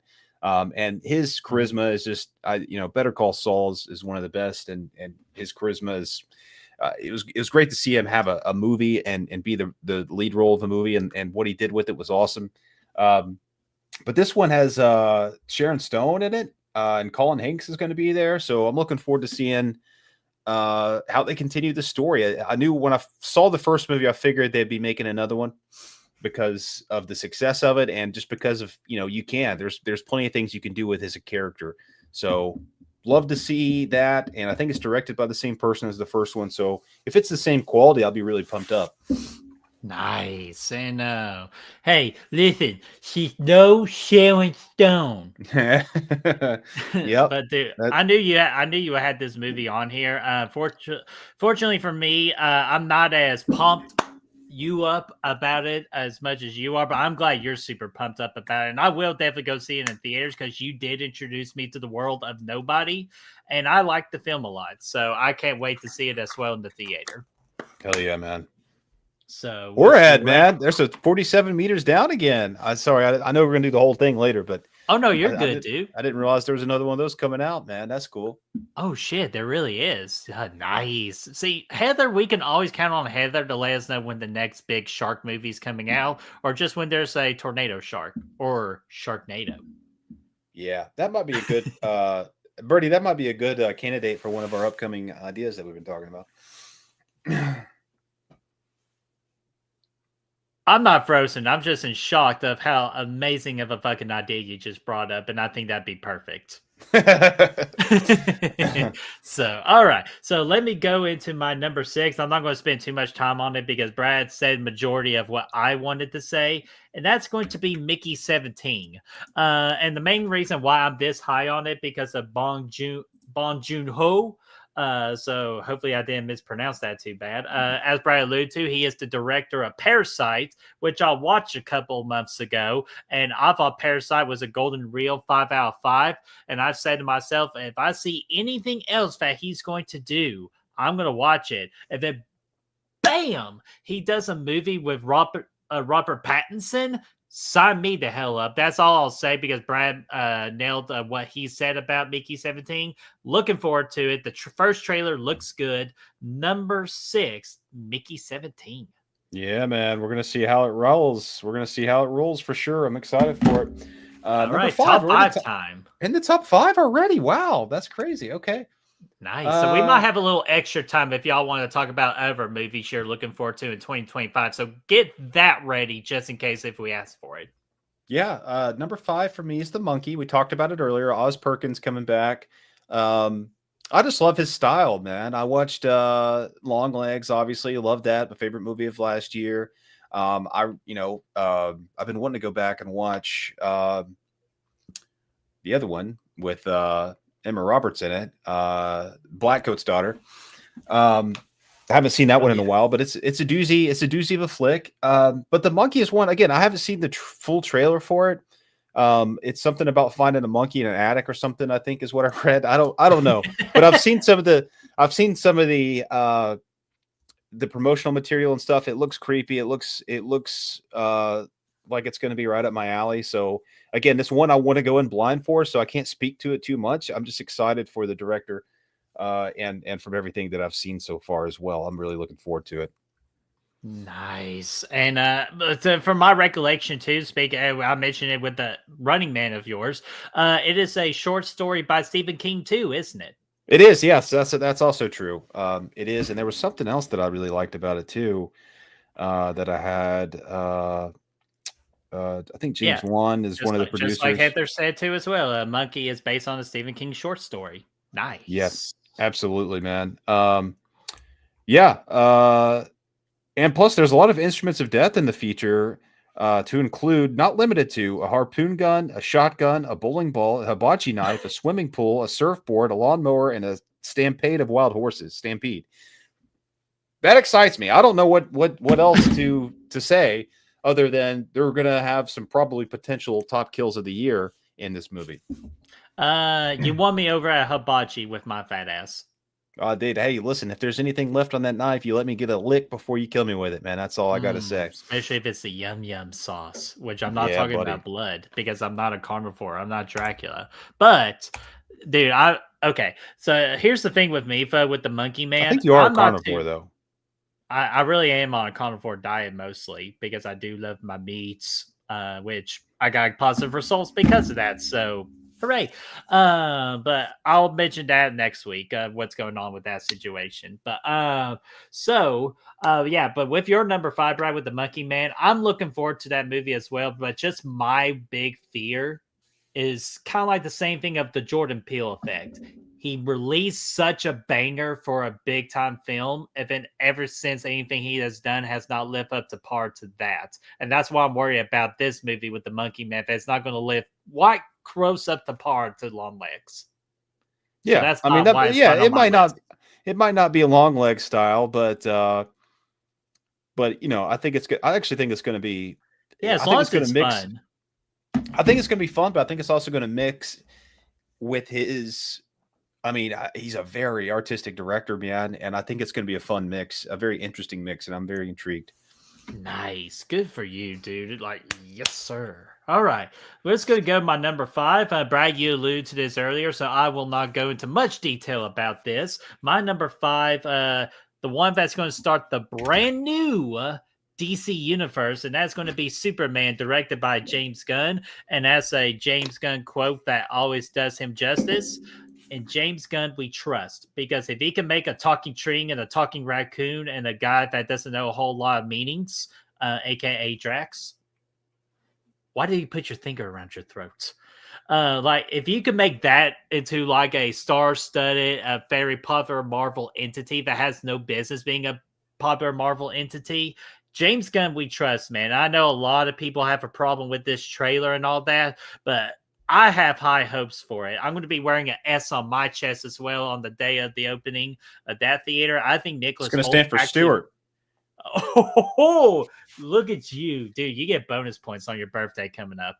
But I will tell you this, folks. Nicholas Hoult does look good as Lex Luthor. I was worried about that, but from the trailer, I thought he looked awesome. So I'm just curious on what the hell Superman's threat's going to be in this movie. And I'm just looking forward to it. I'm mainly a Man of Steel guy with Zack Snyder. I thought that's the best Superman movie of all time. I know Frank Riker's going to tell you the original Superman's the best Superman movie of all time, but you might never know. This could be, but we'll find out. We'll give it a chance. We'll be wearing our S's, which stands for hope on Krypton. But for us, it's just a letter. So, number 5, Superman. And I like the fact, too, that it's just called Superman. They're not getting funky with it, like the Man of Steel. Like I feel like Superman Returns. Zack Snyder was trying to be like, damn, Christopher Nolan and come in with a funky title. I mean, it's not really, I mean, yeah, he is the Man of Steel, just like the Batman is the Dark Knight, but we're going back to that freaking old school Superman's your title. That's all you're going to get. And I love it. I got a thought. Go ahead. Excuse me, sir teacher. Imagine a fucking movie, Christopher Nolan directing a Superman movie. Yeah, I mean, it'd be great. I mean, he did banging with Batman. I would definitely watch that. It can work. Man, I'm But also the problem is, you actually going to have to find an actor if I can actually fly, because Christopher Nolan doesn't do that CGI bullshit. So once we get a flying person, that's when the movie will come out. No, he'll make a flying person, man. All right, number 4 for me. This was on my list last year as well, I think. Another one that got pushed back a little bit, Ballerina. This is kind of a spin-off in the John Wick universe starring Ana de Armas. And the reason I'm excited about it is Ana de Armas mixed with the John Wick action style, because she showed what she could do in No Time to Die, the Bond flick, with just a few weeks of training in that movie. She did all of her own stunts in that, and I think it's going to be awesome to see what she can do in her own full fleshed out movie, because I really wanted them to do like a series or something with her character that they created in that Bond movie, because she was so rich, and kicking a lot of ass. And I think there's a lot of potential there. And might be the closest we get to that. But either way, I love John Wick. John Wick 4 was fucking awesome. So the franchise is still on a strong, they're still going really strong. Keanu Reeves is going to be in this movie a little bit as well, too. I don't know to what extent, but I'm excited to see what she can do in this world, and really looking forward to it. Nice, dude. And nice. I can't say too much, because I think you know why I can't say too much right now about my thoughts on that movie. But what I can tell you is about my number 4, and Brad, you alluded to it earlier, but I have it way much higher than you did, and that is Predator. Oh my gosh, Borderlines or Badlands. Badlands, yeah. And Lance. Shit. Third time. I got a lot of energy today. But yeah, my number 4 is indeed Predator Badlands. And of course, I said earlier, Ellie Fanning is in this movie as going to be the lead. I'm pretty sure she's going to be the one taking on our Predator friend. And with how great Prey was, and just how pretty much it rejuvenated the franchise, and how they're taking that particular movie seriously again, that creature, that badass of the Predator seriously again, I have way high expectations and way high excitements. And of course, I'm so looking forward to this movie. And I so happy that this movie is going to get a theater experience. I feel like Prey should have been a theater experience. So I'm looking forward to this movie. You pretty much covered all the main stuff about it. So I'll keep this short and sweet. Number 4, Predator Badlands. Yeah, man. Well, yeah, I think it's going to be awesome. I do. Number 3 for me, Wake Up Dead, man. This is a Knives Out, the next chapter of the Knives Out oh shit, franchise. Is it really? It is. Same fuck. director, Ryan Johnson's coming back. Daniel Craig's going to be there. And listen to this, Birdie Boy. This is really going to get your chops into Chippy. Yeah, I know. I'm already regretting my list, so go ahead. Kaylee Spaney's going to be in there, and Destiny's boy, Jeremy Renner, who I love. I think the dude's great, and it's great to see him. I don't know if this was filmed before his snowmobile accident or not, but either way, I'm excited to see him in a movie again, because it's been too long. And so the last one, Glass Onion, I think it was like my second favorite movie the year that it came out. It was awesome. Knives Out was great as well. So I'm really looking forward to this one, man. Daniel Craig's character is just fucking awesome in this. So if he can't do Bond, he can do this dude from the Knives Out movies. And it's one that Ryan Johnson's kind of dedicated his last like 10 years or so to this franchise. And it really suits his style really well. The kind of the offbeat comedy that that ruined Last Jedi for a lot of people works really well in this kind of movie. And the mysteries, the kind of whodunit aspect to it has worked really well in the first 2 movies, I think. And it's brought out a lot of really good performances. So I'm really looking forward to seeing Kaylee Spaney in this, as well as Jeremy Renner. So let's see it. Let's see what happens. Nice, dude. And just credit to Ryan as well for the fact that he has so much shit from that awful Star Wars movie, which is, we could go a whole totally different, like we can pretty much do a whole stream covering that particular subject. But like, I feel like ever since then, he has had a mission to prove to people that he can make good films. And with this Knives Out series he has done, I feel like he's finally earned that. So we have to put respect on his name. So Brian, I'm glad you mentioned that movie. Yeah. Oh, dude, I like Ryan Johnson, and I actually like as much as I hate to say it, I liked Last Jedi. I mean, I for what it was, I think it was the movie in that trilogy that was the most daring, most ambitious, and I know it did some things that pissed people off, and yeah, I was a little unsure about things for a minute, but I still there's a lot of things in that movie I really love. The throne scene.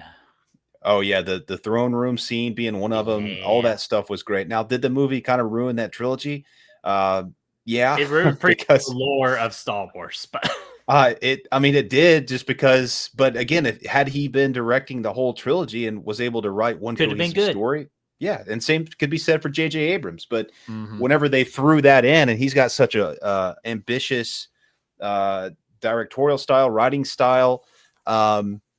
It just kind of ruined a lot of things that were set up in the trilogy. But I think it's probably the best made movie in that trilogy.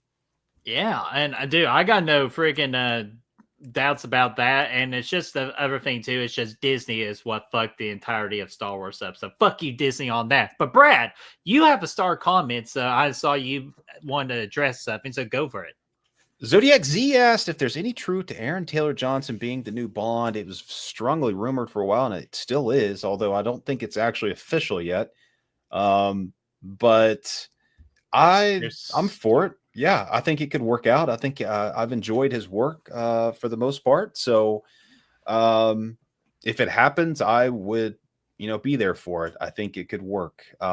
There's a long list of people that I would like to see in that role, and sometimes it's the people that he was not necessarily on my list. But Daniel Craig wouldn't have been either back in the day. So, and he was arguably the best Bond out there. So I'm excited for it. If it comes true. Nice. And I'll say this: the only two things I want for a Bond movie right now. And this doesn't have to be paired together; it could be separate. But Brad, I'm trying to think of the guy's name. Do you remember the movie Beast that came out? That's about that guy that fought the Idris lion. Elba? Yeah, him. I want him to be Bond. I think he would be perfect for it. And I know a lot of people are gonna freaking lose their minds about that, but that wouldn't ruin my mind. He's a great actor. He has just the look and the charisma of Bond, and I think he could be well in it. And my second request is, can we get a fucking Christopher Nolan James Bond movie, please? See, that's what I want to see, is that Christopher Nolan. That could really set the Bond universe back up for success. Idris Elba, I think, would have been great probably about 10, 15 years ago, but he's too old now. He's 52. He could do a one-off, sure, but he would not be, in my opinion, he wouldn't be a good replacement, because he would basically be the same age Daniel Craig was at No Time to Die. So you're going to have to replace him. I know, but I'm a dreamer, man. But yeah, anything more than anything, Christopher Nolan, James Bond movie, it will, Zodiac Z even said Daniel Craig is going to be hard to top. I think Christopher Nolan and his direct pick to play Bond, I think, can do the job well done. Yeah, dude, I'm due for a rewatch. I'm just ready for another Bond movie. That's pretty much it. I'm ready to I'm ready to revisit the franchise a little bit of it, and just to get shit going. And speaking of getting shit going, we got Melissa Wildcard in the chat. What's going on there, Melissa? How are you doing? We are hopefully all is going well with you, and you made it just in time, because we are about to go into our top two. Oh, wait a minute. No, excuse me. I need to go to my number 3. So sorry, we're in our top 3 right now. So Brad, that was pretty close. So let's see here.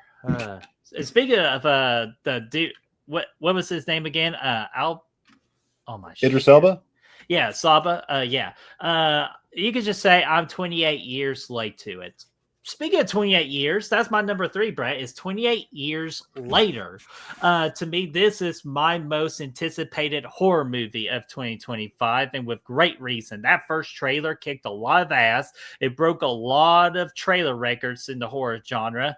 And I'm a big fan of the first movie too. So I'm just interested in what happens 28 years later and where the story goes. This is a star-casted deal. We got Jodie Comer. Speaking of Aaron Taylor Johnson, we got Aaron Taylor Johnson this as well. Ralph Fiennes and other good hidden great opportunities in that movie as well. I'm just looking forward to it. Let's bring back the zombie genre to full speed ahead. Let's give me some 28 years later at my number 3. Yeah, we'll continue that train. That's my number 2 for a lot of the reasons you just said. But 28 Days Later has become one of my favorite zombie movies. Probably is. I mean, I like it more than. Yeah, I mean, it's definitely up pretty high on that list. It's one of those that I just like every time I watch it. I think it does a lot. Cillian Murphy was great, obviously. 28 Weeks was solid, but not as strong. I'm hoping this can pull us back in the quality of 28 Days Later. But the trailer, like you said, absolutely kicked ass. That's one that came on before Nosferatu, and it really excited me for this. So it's one I've long been waiting for, and here we go. Look at the bottom right there. This one I did not know about. It's the first in a new trilogy. Yeah, it sure is, man. So what are we going to do? 28 decades later? Maybe. 28 how far later? can we go? Yeah, it's like, how far can we go into this? Oh my god. But yeah, dude, I didn't know that. So I'm now even more excited just to see how they kick off this trilogy. Yeah, absolutely. And Brad, look who it is. Mikey! Oh, Mikey-san! What's going on, One dude? of our original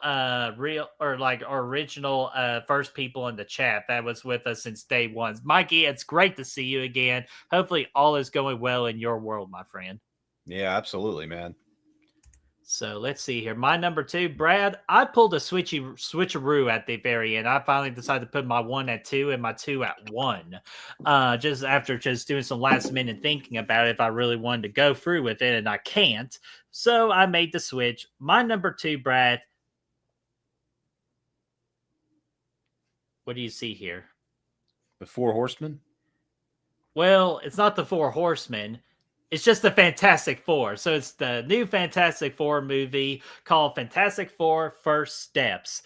And I am a big fan of the Fantastic Four story and the characters, with the Human Torch, Invisible Woman, Mr. Fantastic, and of course the Thing. It's clobbering time. So I love everything Fantastic Four. The Fox versions of the movies are just okay to me. I feel like they didn't do the best job. But then we get the hellacious movie of the other Fantastic Four that nobody freaking talks about. So all I've just been begging in my lifetime is, can we just get a great Fantastic Four movie? And as soon as Marvel got some of the rights to Fox, or bought out Fox to get those rights, I knew that the MCU and the Fantastic Four are going to be a perfect match in heaven, dude. And that's why I am so curious about this movie, as Blu-ray addicts say, curious about this movie, because the only thing I'm kind of like iffy on is just the fact that they're going to go back like to be set in the 60s, and it's just going to be a 60s style Marvel movie. And it didn't do a lot of favors for when they did Captain America in the Civil War era. So I'm kind of worried about this for Fantastic Four. However, though, it is totally made up for with Pedro Pascal as Mr. Fantastic, Vanessa Kirby, who we all love in the Mission Impossible latest movies, as the Invisible Woman. Joseph Quinn, which, as many all know, Destiny loves Joseph Quinn. So, as Johnny Storm, a.k.a. the Human Torch. And then, of course, we get Ebon Moss-Baccarat. I know I mispronounced the hell out of that one. As the Thing. So, I am so... Oh, Brad, dude, I just now saw this. You know our boy Ralph Ensign? Ralph Ineson, yeah. Yeah, our boy, he's going to be playing the villain of Galactus in this movie. So I'm even more pumped about it. So I can't wait. I think Marvel's going to do a great job setting up the Fantastic Four, and I think it's going to be a fun ride. Number 2, Fantastic Four. I dig it, man. So time for the numero uno. Oh, almost, Brad, because I made a promise to the chats. It's time to read some. Yeah, so let's get that done real quick. Atanas, number 5, Lilo and Stitch live action remake. Yeah, I like the look of Lilo or Stitch after they redone it for a second time, trying to pull a Sonic maneuver. Number 4, Jurassic World Rebirth. Number 3, Wolfman. Number 2, The Black Phone 2. And number 1, Final Destination Bloodlines. This is number 1. I do not have Final Destinations on my list just because I'm very skeptical of that franchise, even though the 5th one was awesome. Yeah, it was good. I'm looking forward to it. I just didn't put it on the list because I'm skeptical too. But I hope it's somewhere in the quality of the fifth one, and it's good. Yeah, and then Heather's top five is going to be 47 meters down the wreck, which again we didn't know about a third movie in the 47 meters down. You could call it a trilogy now. Number four, The Conjuring: Last Rites. Number three, I Know What You Did Last Summer reboot, which we didn't mention that movie, but of course there's just we got to pretty much see a trailer and see more what goes into it before we can get that much more excited. Number two, Final Destination Bloodlines. And number one, Clown in a Cornfield. Heather, you're going to have to explain what in the world that movie is because I've never heard about it. But if you're excited about it, I'm happy for you. Oh, that's the one I filmed one weekend with a Pennywise costume. Shit. Wait a minute. Where was Georgie? Who played Georgie? He died before the movie started. Fuck. No wonder I didn't get a copy of the script. But anyways, so Sebastian said it's not really a top list, but he said non-horror, but most anticipated movie is probably Fantastic Four. Great pick. Yeah, the cast is awesome. I'll give it that. Mm-hmm. Yeah, so I'm just looking forward to it. So now, Brad, that is let's see here. Oh, wait, man. We got a couple more from Melissa right here. Looking forward to good, scary movies coming in 25. Scream 7, which, Melissa, I'll let you know that's going to be a 2026 release on that one. Final Destination, the sixth one. Wrong Turn. I have not heard about that one, but if that's true, awesome. Megan 2. Yes, Megan 2 comes out later this year, and Thanksgiving 2 comes out. So, yes, very good movies you mentioned there. Yeah, I'm excited for those, man. Megan, I liked a lot. So, and Thanksgiving as well, obviously. Yeah. So let's see here. Thanks for bringing those up to the stage here because we didn't talk about this. Ben says the guy who did the WWE Leprechaun movie did the new Final Destination. Oh my god. Well, there you go. Even though I have been hearing from a source that it's been getting good like reactions with the crowd, so I'm hopeful for that movie. But that's it. Just hopeful. Oh, okay, nice, cool, good. I do hope it's good. I like those movies when they're good. Let me think hard. There it is. Number one, go for it. Mission Impossible: Final Reckoning. To nobody's surprise, I love this franchise, man. It's a franchise that does not have a bad movie in it. You know, some are better than others, but ever since like the third, well, really, I mean. Yeah, ever since when Mission Impossible 3 came out, they started a trend where every movie that comes out after that is better than the last one, and they're all fucking great. So 4 came out, amazing fucking action flick. And then 5 comes out, tops that. 6 tops that, and 7 topped that. Dead Reckoning Part 1, which they changed it to. They changed the whole thing. It's just Dead Reckoning, and now we have Final Reckoning. But I'm excited for this because Tom Cruise, obviously, to see what kind of stunts he's going to pull. That's always that's the draw. The draw in. But I think they started something really intriguing in Final Dead Reckoning with the whole AI villain that really was cool. And they set it up really, really solid. And that, this is a villain that's always we have a really smart group of characters that all bring strength to the group of spies that they are. Mm-hmm. But this AI entity is always a step ahead of them because it's AI and they can't fucking get ahead of it. So I like that, and they set it up well. And this is something that was planned. They planned both of these movies at the same, whenever, because it was a 2-part movie that they were planning. So the setup was the first one, the build up, everything there. This is where it all is going to hit the, really hit the fan. So I'm excited to see where it ends. I'm excited to see how they're going to end this franchise, as what is expected to happen anyway. And yeah, I think it has potential to, be one of the strongest ones in the franchise. There's no reason to think that it won't be because the quality up to this point has just been fantastic. We're going to get some memorable action sequences in this. We're going to get some fun banter between all the characters, Simon Pegg in there and all the other people that just work really well together. It's just going to be the movie to see in the theaters for me this year, and I cannot wait for it. So the trailer looked awesome. Yeah, I can't wait. And it excites me because it is another reason to run through this whole franchise again. And that is always a good time. That makes for a really good week of movies. Nice, dude. And I'll just tell you this. I need you to trust me one last time. Yeah, exactly. One last Yeah. time. What One a last great time. way to end that trailer, dude. Like, so, dude, I'm looking forward to it. I knew that was going to be your number one, so I am not surprised there, but, dude, rightfully so. And before we get to my number one, just to answer a couple of questions real quick, do we know if they follow is this year or is it 2026? My recollection on that so far is going to be 2026. But I can easily see it getting pushed out for 2027. But if they do it correctly with Mika Monroe, I'm down for it. So, but from my recollection, I know my buddy Brad here is doing some research, so I'll let him do that.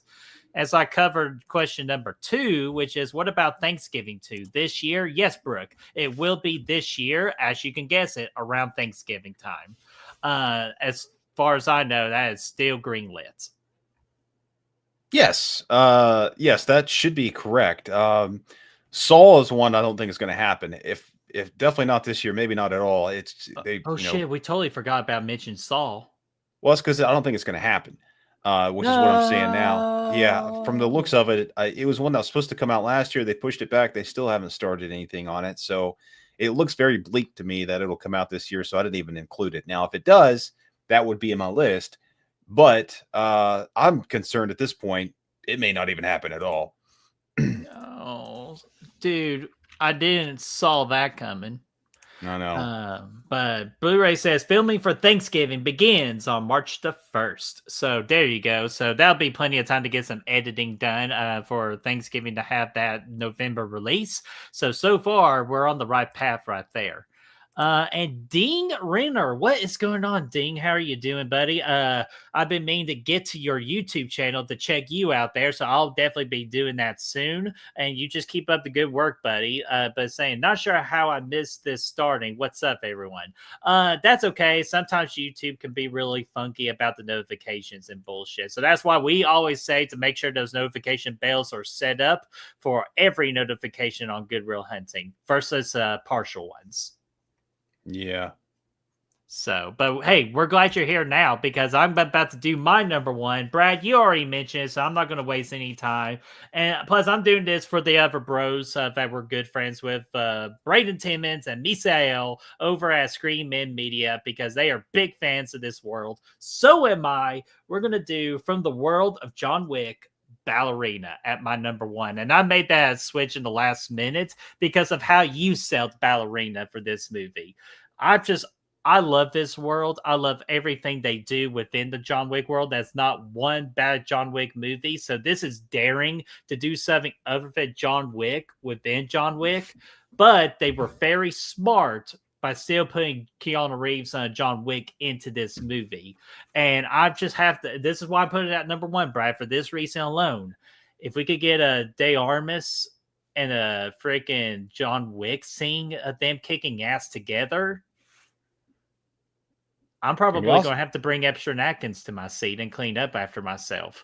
If that happens, but man, just the first trailer of this movie, I think it's just with the colors, the cinematography, the action, flamethrower versus a freaking water hose. What the hell's something's got to give in this movie, and this movie is going to give us all the action in the world.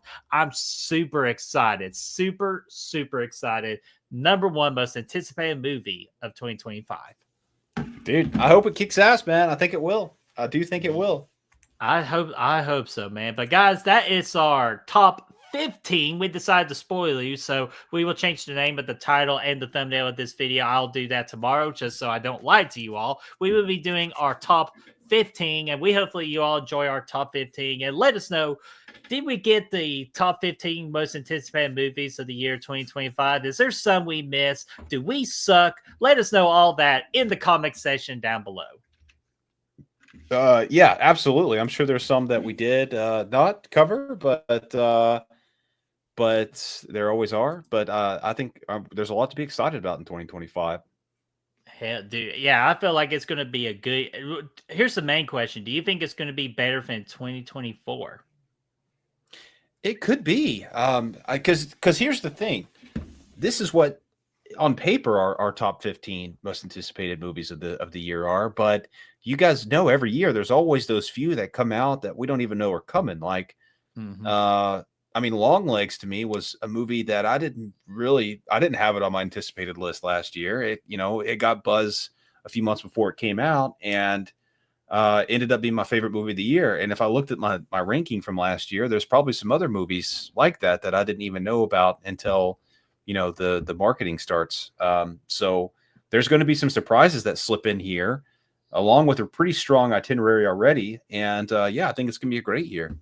Nice. So I'm looking forward to. And Brad, how much time do you possibly have left? If anybody wants to talk about any other 2025 movies that we missed, or something y'all just want us to go into further detail.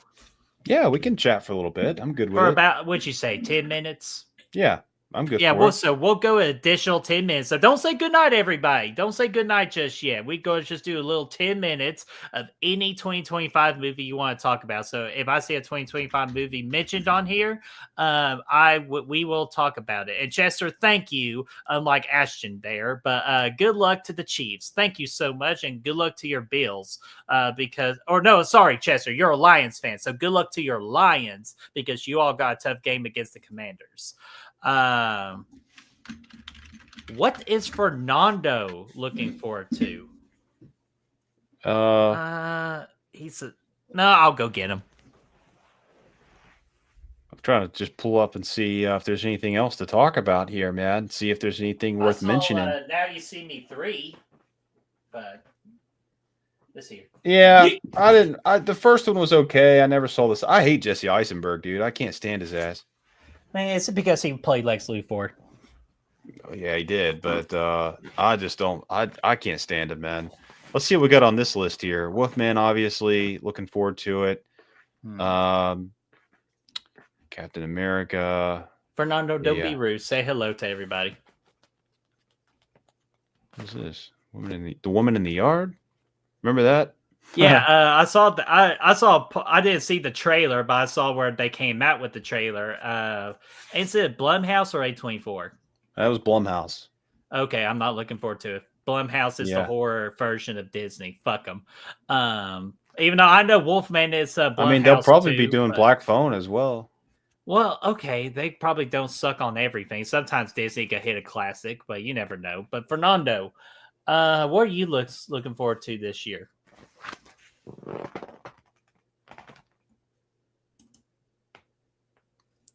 No, we're not looking forward to a freaking porno. Get out of here, you freak. Anyway, sorry about that. I do not condone that kind of pornography on this channel. That is for the OnlyFans page. Yes. So that's where you'll find that information. There's a top 20 over there as well. Oh, top 20 sexy moments. All right. Let's see here. Let's see here. Hey, Ashton, keep my Chiefs out of your mouth, and I will keep your name out of your mouth. And by the way, fuck the Patriots for finding Jerome Mayo that way. But Ashton, you're my boy. Blu-ray Ag says Avatar 3 comes out in December. Are you guys looking forward to it? I included this into my top 15. I'm looking forward to it because of how well the first two movies are done. My partner over there thinks the opposite. Yeah, I just don't really care for Avatar, man. I just again, I never was a fan of the first movie. And the second one I didn't even see. So, I mean, I'll catch up one of these days, I'm sure, but I wouldn't say I'm particularly excited about it. Mm-hmm. And Aaron Click says Fernando probably can't go into detail about the kind of movies he's looking forward to. Yeah, probably knowing him, that freak he is, he's probably looking forward to Peter Pan's Neverland Nightmare. God, you sick freak. And all those other weird ass ones. Yeah, and Fernando did enjoy the snow. If you were checking out the Good Real Hunting, the Good Real Hunting Instagram stories, Fernando had a great time in the Tennessee snow. He made some snow angels with his 3 arms. Yeah. Actually, it was shriveled, so it was 2. But Dean Rayner says Conjuring 4, Black Phone 2. Yes, both of these were mentioned into our different Black Phone was not on my list, but Conjuring was. Brad mentioned Black Phone. So Conjuring 4, I'm just looking forward to it because it's the last ride within the 4 Conjuring movies they've done. I'm sure they'll do like the Nun 3 and those kind of movies to add on to that franchise. But when it comes to our the Warrens, this is their last go around, and they had a sad like send off on a post on Instagram. But I'm looking forward to that. But Black Phone 2, Scott Derrickson and Ethan Hawke, I think it's going to be always a great combination. But honestly, for me, I just don't think Black Phone 2 is necessarily needed. But am I intrigued? Yes. Yeah, I have a lot more faith in Black Phone than I do Conjuring. I think Conjuring 3 sucked ass. Same director's coming back for that. So I think we're going to get some more sucking ass Conjuring.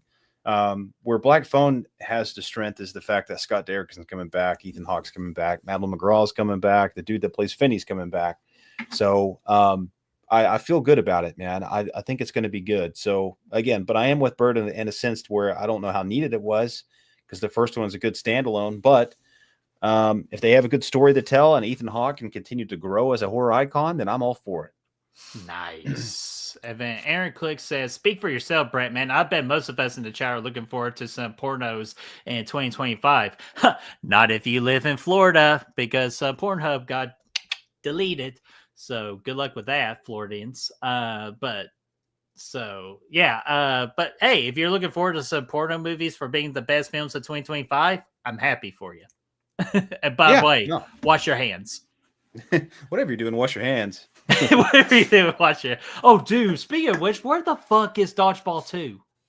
Oh, they are doing one. I know, but when's that?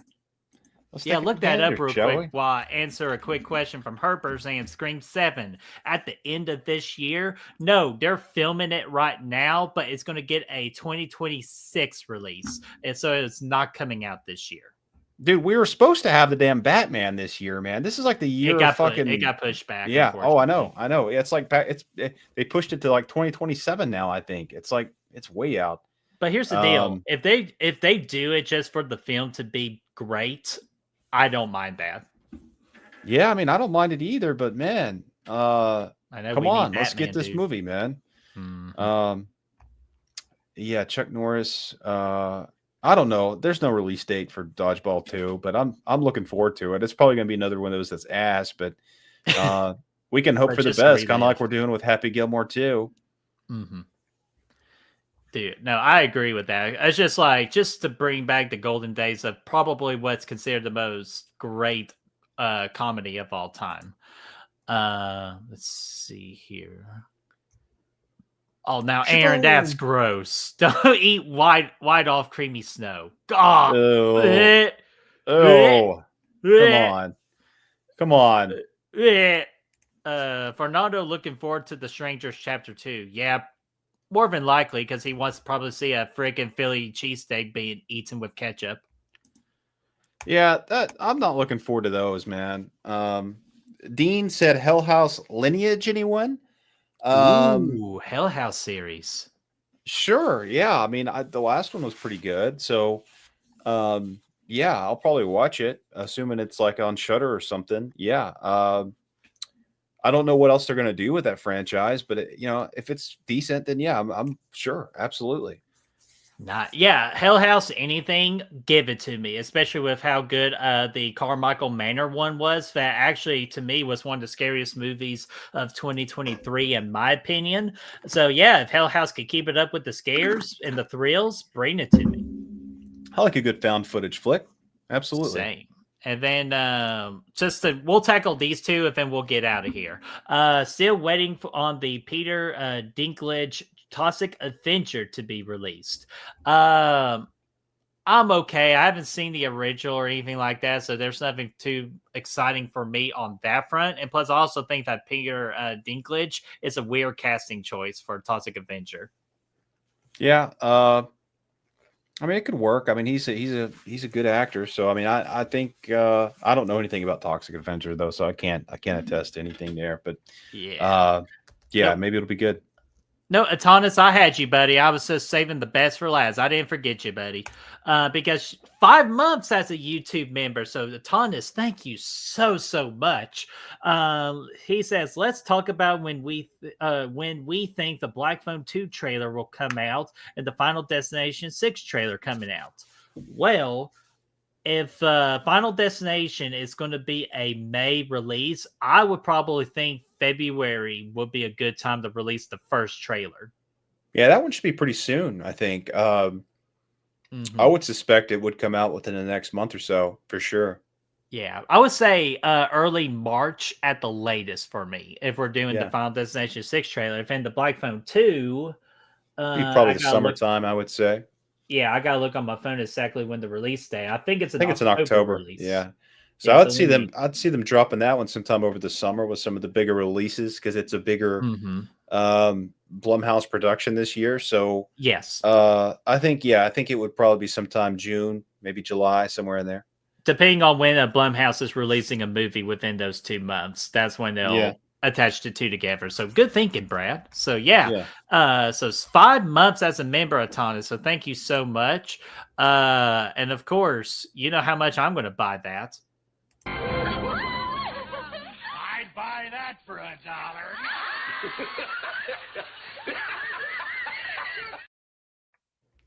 I love that guy. He brings me so much joy into my life. And Melissa, sorry, I'll answer this question real quickly. If Jim Carrey will ever do a movie again, because reportedly, Sonic 3 was his last movie he's ever going to do. He wanted to retire with the Robotnik character. Though some rumblings are already happening that he could potentially return for the 4th one. So Yeah. we'll find out. But regardless, Jim Carrey had a wonderful career. Yeah, he did, man. One of the greatest comedic actors of all time. Had a couple good dramatic roles in there too, but one of the best, man. Yeah, absolutely. And speaking of Jim Carrey, I'll probably think of a good final word in his honor. But Brad, that is pretty much it. We've gone a little bit over the 10 minutes I promised. So Brad, is there anything else you want to talk about for the year 2025? No, I am very much looking forward to it and getting started with Wolfman this weekend. So yeah, it's gonna be a lot of fun. You tell Michael I said hi. I'll do it. Sorry, wrong movie. But yes, I'm going to see Wolfman tomorrow at 7 o'clock. But first, I'm going to make my way over to Texas Roadhouse to get me a 20-ounce ribeye before I go see the Wolfman. You know, bring within my inner wolf to eat some meat. I like that. I like the sound of that. Especially those rolls, Brad. Yeah, the rules are pretty binging. Oh, daddy. So, all right, we're going to go ahead and get out of here. Brad, let's see here. Okay, no, we're good. What's coming up on the channel? We got the Real Horror Awards will be coming out on February the 6th. So far, everything is on track to do that show on February the 6th. So I am looking forward to it. I'll be doing some more editing this over the weekend to get some things done. But we're really looking forward to it. We think it's going to be a great show, great skits, everything all around. We think this is going to be a great project that we will love for you all to be a part of. Yeah, absolutely. Can't wait for it. It's one of my favorite things we do every year. Hail to the yeah. And Brad, speaking of the poll, I had a poll in the chat. And Chris is going to be happy about this, Brad, because 81% out of 36 votes would like to see a non-horror movies award show in the future. Oh, nice. That could be fun. That could be fun. Yeah, so we will definitely add that to the drawing board to see how we can make that happen for you guys. I think that's great that you're all excited for that. And Ellie Cortez, just want to say hi to you real quick before we got out of here. We appreciate you hanging out with us for the very last minute because every second counts on this channel. So thank you so much. Yeah, absolutely. So, all right, Brad, do you mind if I get the last word speaking of Jim Carrey? Go right ahead. All right, everybody. You all have a great night. We will let you know soon of what next week's topic's going to be. So, as Jim Carrey says, ladies and gentlemen, good afternoon, good evening, and good night.